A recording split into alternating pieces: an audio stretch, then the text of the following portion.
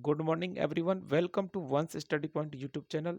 जी हाँ दोस्तों, सबसे पहले बात करेंगे इससे पहले वीडियो में पूछे गए अंतिम प्रश्न की, जिसमें पूछा गया था विश्व सफेद छड़ी दिवस मनाया जाता है।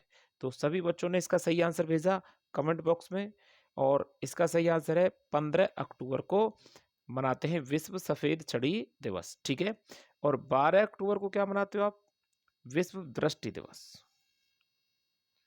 विश्व दृष्टि दिवस ये 12 अक्टूबर को मनाते हैं। ठीक है। इसके बाद 10 अक्टूबर को क्या मनाते हैं? मोस्ट इम्पोर्टेंट है ये भी, विश्व मानसिक स्वास्थ्य दिवस। विश्व मानसिक स्वास्थ्य दिवस। ठीक है। इसके बाद 18 अक्टूबर को क्या मनाते हैं? इसे सुन लीजिए, बिहार कला दिवस।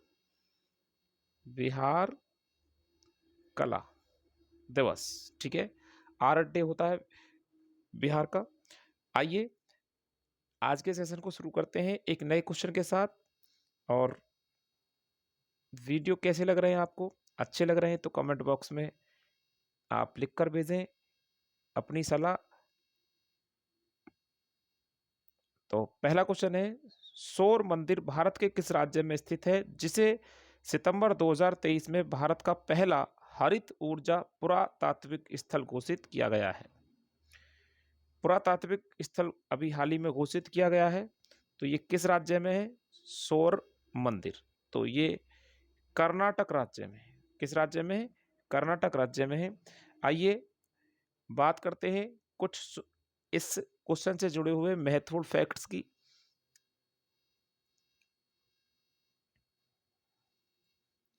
सौर मंदिर तमिलनाडु के महाबलीपुरम में बंगाल की खाड़ी के तट पर स्थित है, जिसे पल्लव वंश के शासक राजा नरसिंह वर्मन द्वितीय ने बनवाया था।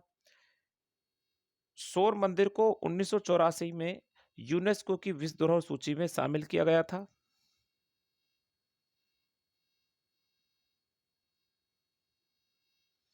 शून्य कार्बन उत्सर्जन के साथ हरित हाइड्रोजन आधारित परिवहन परियोजना को लागू करने वाला भारत का पहला जो शहर है वो बना लेह। ये क्वेश्चन इसी से जुड़ा हुआ है। और ये हरित हाइड्रोजन आधारित जो परियोजना है उसी के आधार पर पुरातात्विक स्थल पूछा जाता है, कर्नाटक में बताएंगे सौर मंदिर को।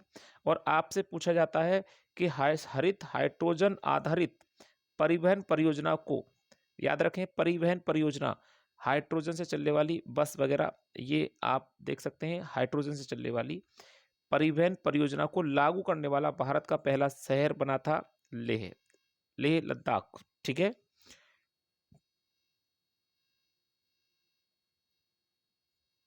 सौर मंदिर भारत के कर्नाटक राज्य में स्थित है, जिसे भारत का पहला हरित ऊर्जा पुरातात्विक स्थल घोषित किया गया है। जैसे कि मैं बता रहा, अगर पुरातात्विक स्थल आपसे क्वेश्चन में पेपर में पूछता है तो आप बताएंगे सौर मंदिर, और आपसे पूछता है परिवहन के बारे में पूछता है तो आप बताएंगे इसका सही आंसर लेह। इसके बाद इससे जुड़े हुए महत्वपूर्ण क्वेश्चन है सभी के सभी जो पेपर में पूछे जा सकते हैं। अरावली ग्रीन प्रोजेक्ट मार्च 2023 में हरियाणा राज्य में शुरू हुआ था। अगर आपसे ये पूछा जाता है Aravalli green wall project, Aravalli green wall project कहाँ शुरू हुआ था, तो ये मार्च में शुरू हुआ 2023 में हरियाणा राज्य में। आपसे पूछा जाए भारत की हरित राजमार्ग नीति कब शुरू हुई थी, तो आप बताएंगे 2015 में शुरू हुई थी। आपसे क्वेश्चन पूछा जाए भारत की हरित हरित क्रांति की शुरुआत, यानी भारत में हरित क्रांति की शुरुआत किस वर्ष हुई थी, तो 1965-68 में हुई थी। एम एस स्वामीनाथन के द्वारा हुई थी। ये भी आप यहाँ याद रख सकते हैं।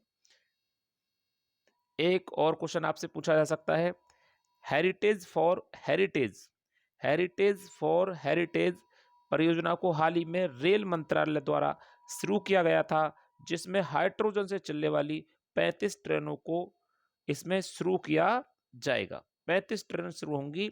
हेरिटेज फॉर हेरिटेज का मतलब यही है हाइड्रोजन कार्बन मुक्त, यानी कार्बन को जीरो रखने का लक्ष्य है, जिसमें 35 ट्रेन शुरू की गई हैं। ठीक है। किसने? रेल मंत्रालय ने शुरू किया है इसको। और यहाँ पर बहुत ही मोस्ट इम्पोर्टेंट क्वेश्चन है, अगर आपसे ये पूछा जाए जब हाइड्रोजन की बात ही हो रही है, हाइड्रोजन को भविष्य का ईंधन भी कहते हैं। अगर आपसे पूछा जाए भविष्य का ईंधन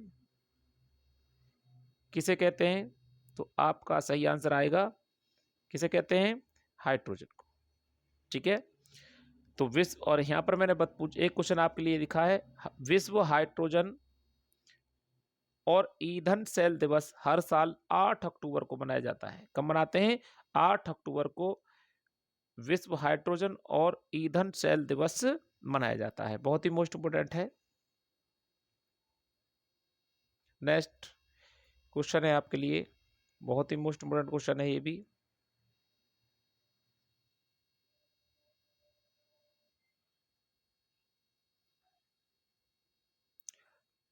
हाल ही में अंतर्राष्ट्रीय सौर गठबंधन ISA इंटरनेशनल सोलर अलायंस का 95वां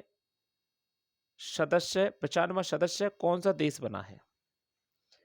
ठीक है, 95वां सदस्य कौन सा देश बना है, पूर्ण रूप से, यहाँ पर पूर्ण रूप से लिखा जाएगा तब ये क्वेश्चन सही माना जाएगा, और इसकी मैं आपको जानकारी डिटेल से देता हूं अभी। हाल ही में अंतर्राष्ट्रीय सौर गठबंधन यानी ISA का 95वां पूर्ण सदस्य देश कौन सा बना है, तो सुन लीजिए क्वेश्चन को दोबारा से। हाल ही में अंतर्राष्ट्रीय सौर गठबंधन का 95वां पूर्ण सदस्य देश कौन सा बना है। ठीक है, तो इसका सही आंसर है चिली। चिली 95वां राज्य देश घोषित किया है, और इसमें शामिल होने वाला पूर्ण रूप से, इससे पहले पूर्ण सदस्य 94 थे, अब चिली 95वां सदस्य बन गया।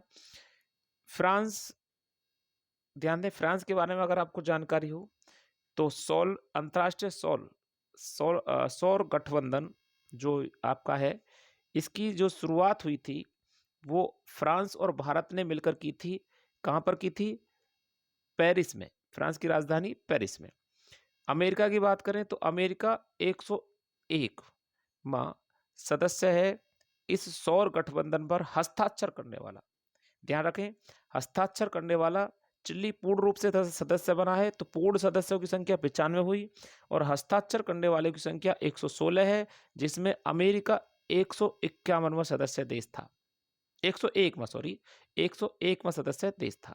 ठीक है, क्लियर हुआ। अंतर्राष्ट्रीय सौर गठबंधन में जो हस्ताक्षर किए हैं वर्तमान में, यानी 9 नवंबर 2023 तक की जानकारी के आधार पर 116 देश हैं जिन्होंने हस्ताक्षर किए, जिन्होंने पूर्ण रूप से इसमें जुड़ गए हैं, वो कितने हैं, 95 देश हो गए हैं। चिल्ली नया बना है, और अमेरिका इस पर हस्ताक्षर करने वाला कौन सा देश बना था, 101। अभी 101वां सदस्य है अमेरिका, पूर्ण सदस्य में नहीं काउंट हुआ है अमेरिका। ठीक है, हस्ताक्षर करने वाला है। आइए इससे जुड़े हुए महत्वपूर्ण फैक्ट्स आप पढ़िए मेरे साथ। चिल्ली अंतर्राष्ट्रीय सौर गठबंधन में शामिल होने वाला 95वां सदस्य बना, जिससे अंतर्राष्ट्रीय सौर गठबंधन में पूर्ण सदस्य देशों की संख्या 95 तक पहुंची।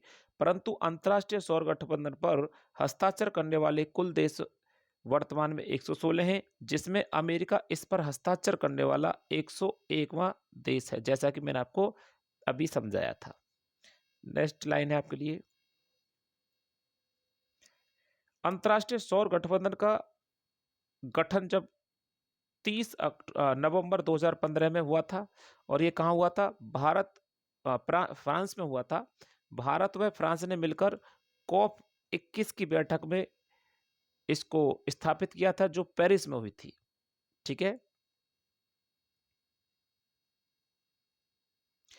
COP का अर्थ है कॉन्फ्रेंस ऑफ पार्टी की 21वीं बैठक हुई थी, जो फ्रांस में हुई थी, 2015 में हुई थी, और उसी में भारत और फ्रांस ने मिलकर अंतर्राष्ट्रीय सौर गठबंधन का गठन किया था। ठीक है, और आपको बता दें, अंतर्राष्ट्रीय सौर गठबंधन का मुख्यालय भारत के हरियाणा राज्य के गुरुग्राम में है। तो कोई भी अंतर्राष्ट्रीय संस्था, मतलब दुनिया की जितनी भी अंतर्राष्ट्रीय संस्था हैं, उनमें अकेली अंतर्राष्ट्रीय संस्था ऐसी है जिसका मुख्यालय भारत में है, और वो है अंतर्राष्ट्रीय सौर गठबंधन। ठीक है, और इसका मुख्यालय कहां पर है? गुरुग्राम में। नेक्स्ट क्वेश्चन है आपके लिए,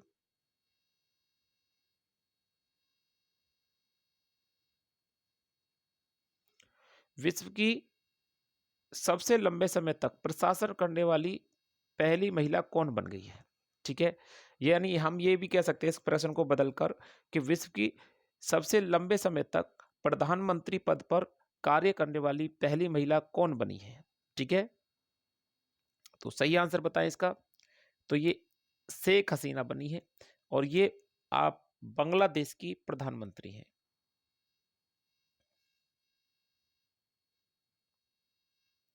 टाइम्स मैगजीन में बांग्लादेश की प्रधानमंत्री शेख हसीना को अपने कवर स्टोरी में प्रदर्शित किया है। विश्व में प्रधानमंत्री पद पर रहने वाली पहली महिला बन गई शेख हसीना। ठीक है, विश्व में प्रधानमंत्री पद पर कार्य करने वाली या प्रशासन को चलाने वाली विश्व की पहली महिला बन गई हैं शेख हसीना। नेक्स्ट क्वेश्चन है आपके लिए,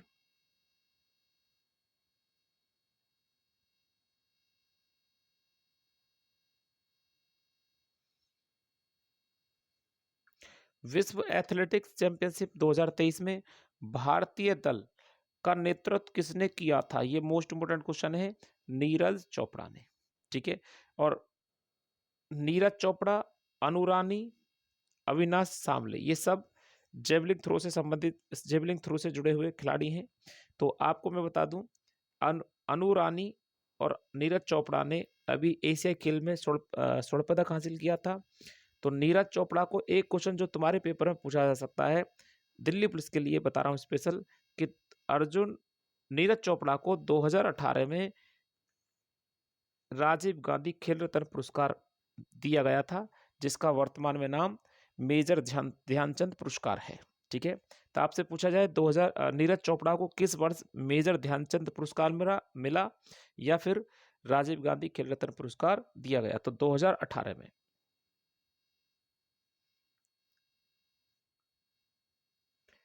नीरज चोपड़ा ने विश्व एथलेटिक्स चैंपियनशिप 2023 में भारतीय दल का नेतृत्व किया। इसका आयोजन बुडापेस्ट में किया गया था। हंगरी की राजधानी बुडापेस्ट में किया गया था।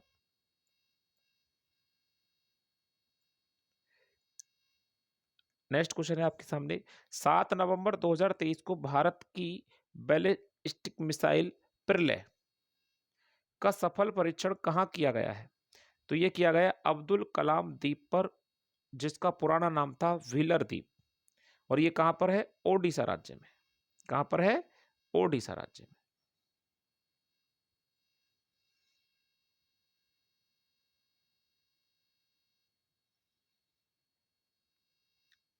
ओडिशा के तट पर स्थित अब्दुल कलाम द्वीप से सतह पर मार करने वाली प्रलय मिसाइल का सफल परीक्षण किया गया। प्रलय मिसाइल को रक्षा अनुसंधान एवं विकास संगठन DRDO द्वारा विकसित किया गया, जिसकी मारक क्षमता 350 से 500 किलोमीटर है। ठीक है, तो हमारे भारत में जितनी भी मिसाइलें होती हैं उनका जो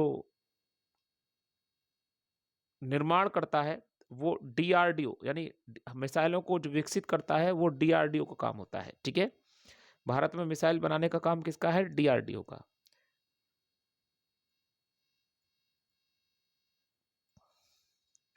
प्रलय मिसाइल को वास्तविक नियंत्रण रेखा LAC, ठीक है, लाइन ऑफ एक्चुअल कंट्रोल, और नियंत्रण रेखा LOC, लाइन ऑफ कंट्रोल पर तैनात करने के लिए विकसित किया गया है। यानी इसको स्थापित कहाँ किया जाएगा? LAC। LAC मतलब LAC किसके बीच स्थित है? भारत चीन। तो LAC का मतलब यही है, लाइन ऑफ एक्चुअल कंट्रोल। यहाँ पर जो रेखा है उसको अभी एक एक्चुअल रेखा नहीं है, यहाँ पर अभी विवाद है, तो यहाँ पर स्थापित किया जाएगा। और एक LOC होती है, लाइन ऑफ कंट्रोल। ये लाइन ऑफ कंट्रोल है, मतलब ये निर्धारित है कि यहाँ से आगे भारत की सीमा निश्चित है। ठीक है, तो ये भारत पाकिस्तान के बीच स्थित है। आपको बस इतना याद रखना है कि आप एलओसी कौन से देशों के बीच है, तो भारत पाकिस्तान, और एलएसी भारत चीन के बीच स्थित है। ठीक है।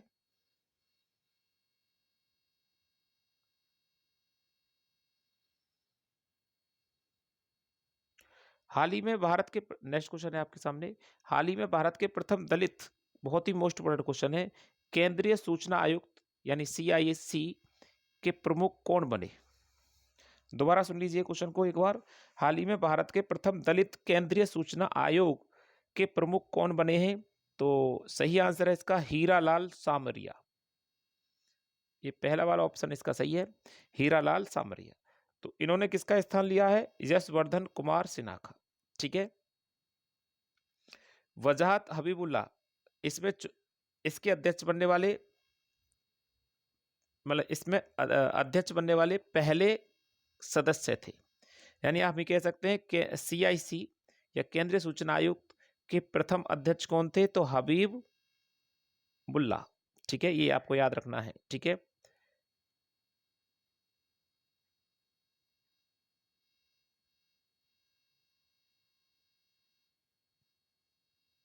चीफ इंफॉर्मेशन कमिश्नर यानी सीआईसी की स्थापना 2005 में केंद्र सरकार द्वारा की गई थी, जो एक संवैधानिक निकाय नहीं है। संवैधानिक निकाय का अर्थ यही है कि अगर आपसे पूछा जाए सीआईसी का जो उल्लेख है संविधान के किस अनुच्छेद में है, सीआईसी का उल्लेख संविधान के किस अनुच्छेद में है, तो जैसा कि मैंने आपको बताया कि ये संवैधानिक निकाय नहीं है, तो सीआईसी किसी भी अनुच्छेद में उल्लेखित नहीं है।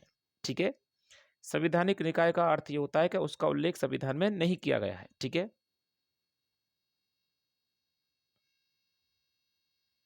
संवैधानिक निकाय नहीं है, तो सीआईसी संवैधानिक निकाय नहीं है, आपको ये पता चल गया। इसके बाद 6 नवंबर 2023 को हीरालाल सामरिया को केंद्रीय सूचना आयोग का प्रमुख बनाया गया है, जैसा मैं आपको ऑप्शन में बताया है। आइए और जानकारी लीजिए। केंद्रीय सूचना आयुक्त के प्रमुख को शपथ राष्ट्रपति दिलाता है। बहुत ही मोस्ट इंपोर्टेंट क्वेश्चन है। केंद्रीय सूचना आयुक्त 65 वर्ष की आयु तक पद पर कार्य कर सकता है। केंद्रीय सूचना आयुक्त के समक्ष दायर की गई अपील, यानी केंद्रीय सूचना आयुक्त के समक्ष जो दायर की गई है अपील या शिकायत, उसको खत्म करने का जो औसतन समय है वो 388 दिन होता है, यानी 1 वर्ष से अधिक। नेक्स्ट क्वेश्चन है, हाल ही में महान वैज्ञानिक सीवी रमन की कौन सी जयंती मनाई गई? तो इसका सही आंसर है 135वीं। 7 नवंबर को सीवी रमन की 135वीं जयंती मनाई गई है। 9 जुलाई को राष्ट्रीय, देखो ये 7 नवंबर जो है, यहाँ भी भीमराव अंबेडकर ने सबसे पहले 7 नवंबर को ही स्कूल में ज्वाइनिंग की थी, यानी स्कूल में प्रवेश किया, तो इसे विद्यार्थी दिवस भी कह देते हैं। तो ये दिवस तो आपको अंबेडकर के बारे में पूछा जाता है तब याद रखना है, लेकिन आपको 2 दिवस याद रखने हैं। 9 जुलाई को राष्ट्रीय दिवस मनाया जाता है, और आपसे पूछा जाए कि विश्व विद्यार्थी दिवस कब मनाया जाता है, तो 15 अक्टूबर को।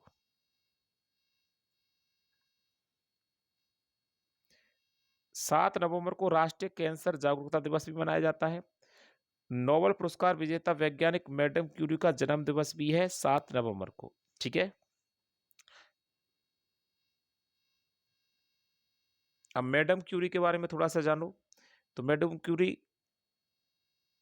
रेडियो एक्टिविटी की खोज करने के लिए पेरिस में जन्मे हेनरी बेकेलर को 1903 में मैरी, यानी मैडम क्यूरी, मैरी और पियरे क्यूरी के साथ भौतिकी के नोबेल पुरस्कार से सम्मानित किया गया।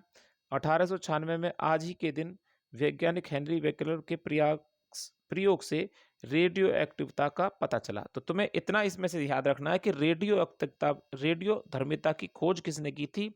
हेनरी बेकेलर। इतना क्वेश्चन आपको याद रखना है बस। रेडियो धर्मिता की खोज किसने की थी? हेनरी बेकेलर। और इन्हें इसके साथ इनका संयोग किया था मैरी और पियरे ने, मैरी पियरे क्यूरी ने, जिसने 1903 में नोबेल पुरस्कार मिला था भौतिकी का। ठीक है। ये थोड़ा साइड से क्वेश्चन इसमें मैंने डाला है, आप इसे याद रखें पेपर की दृष्टि से। नेक्स्ट क्वेश्चन है, वर्ष का पहला ग्रैंड स्लैम 2023 में किसने जीता था? तो ये जीता था नोवाक जोकोविच ने। तो यहाँ पर आपको ग्रैंड स्लैम की पूरी जानकारी इस वीडियो में मैंने दी है, ध्यान से देखें, 1 बाई 1 लाइन आपके सामने आएंगी, बस देखते चले जाओ 2022 और 23 में किसने किसको जीता है। तो पहला क्वेश्चन है यहाँ पर,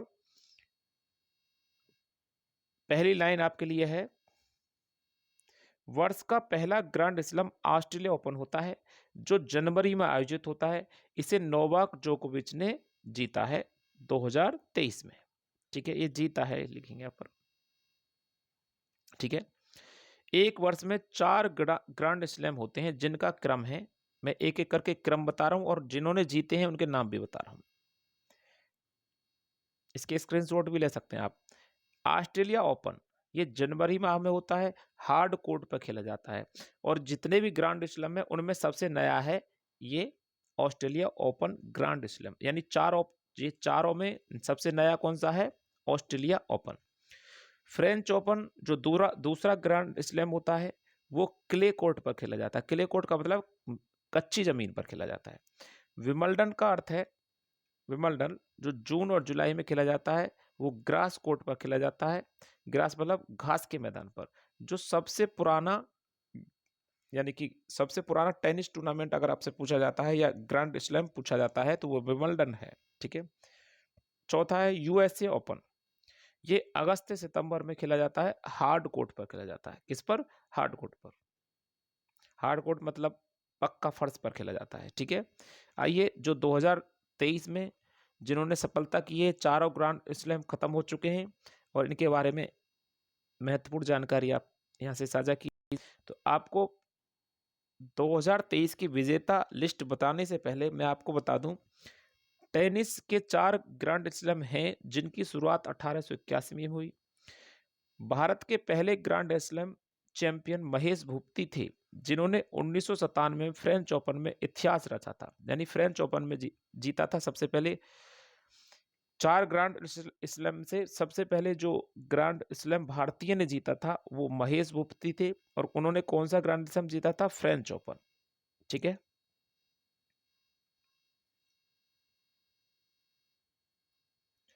ग्रैंड स्लैम जीतने वाली पहली भारतीय महिला करमकर थी।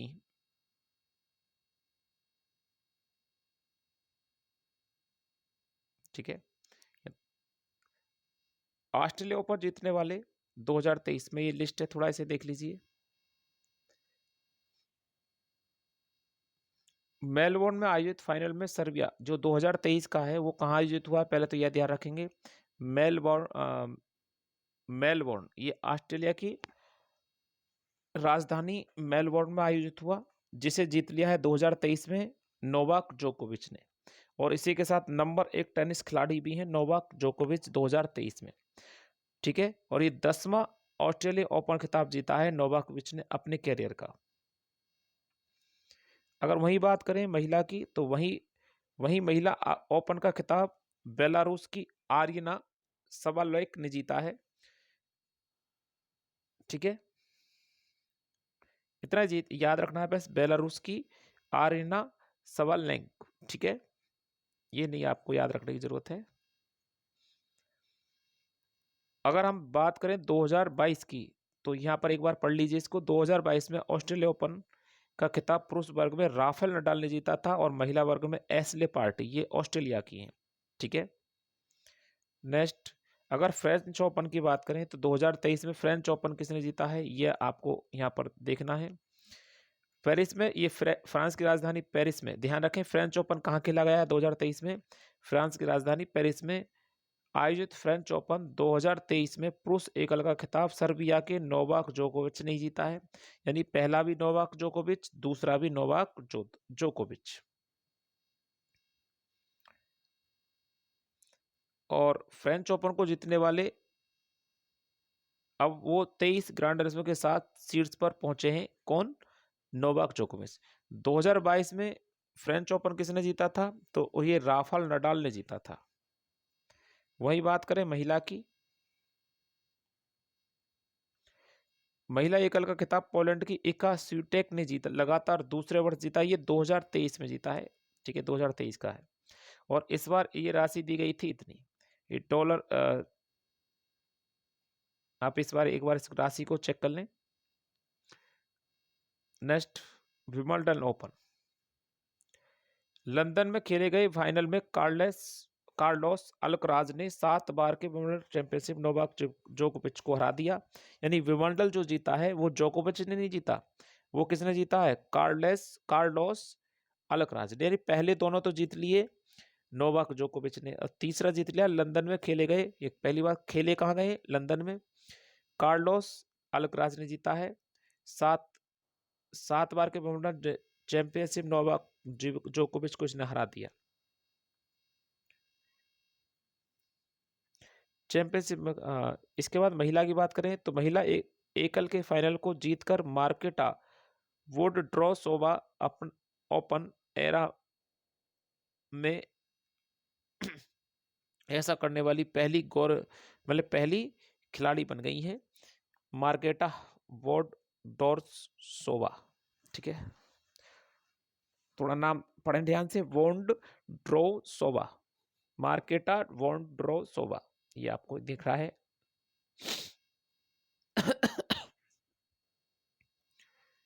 विमंडल की राशि आप देख लेना एक बार यहाँ से, ये विमंडल में दी गई राशि है। ये मैं आपको यहाँ पिछले साल का जरूर बताऊंगा क्योंकि दिल्ली पुलिस का एग्जाम नजदीक है, आप इसमें एक बार इसे ध्यान से पढ़ लें। पिछले वर्ष 2022 में पुरुष एकल का खिताब सर्बिया के नोवाक जोकोविच ने जीता था, ठीक है, और महिला में किसने जीता था? एलिना रिवाकिना ने। यूएसए जो साल का अंतिम ग्रांड स्लैम होता है, ये किसने जीता है? तो पुरुष में 2023 में नोवाक जोकोविच ने जीता है। देखो अब यहाँ ट्रिक बना सकते हैं, याद करने की कोई जरूरत नहीं है। नोवाक जोकोविच ने सारे ग्रैंड स्लैम जीते सिर्फ तीसरे को छोड़कर, ठीक है, तीसरा आपको याद करना है, बाद बाकी नोवाक जोकोविच लगा के आएंगे 2023 के लिए, ठीक है।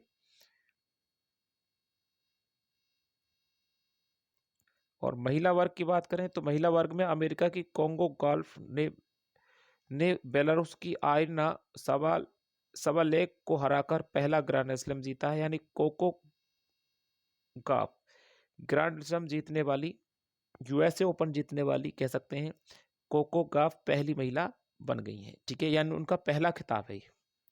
$65 मिलियन इसमें राशि दी जाती है। और आज के वीडियो में इतना ही, और एक क्वेश्चन आपके लिए है जो अति महत्वपूर्ण है, इसका जवाब कमेंट बॉक्स में भेजेंगे। वीडियो कैसा लगा, कोई त्रुटि है, कोई समस्या है तो आप मुझे भेज सकते हैं कमेंट बॉक्स में लिखकर, मैं इसमें सुधार करूंगा जितना भी हो सकता है। जय हिंद, जय भारत।